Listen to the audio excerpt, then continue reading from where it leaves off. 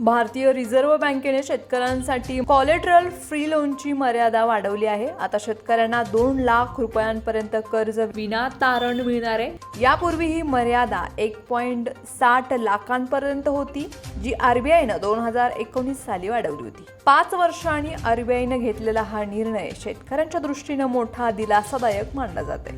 आता ज्या शेतकऱ्यांना 2 लाख रुपयांपर्यंत कर्जाची आवश्यकता असेल ते कोणतीही मालमत्ता गहाण न ठेवता कर्ज हे मिळवू शकतात। त्यासाठी ओळख आणि अन्य कागदपत्रांची पूर्तता ही करावी लागेल।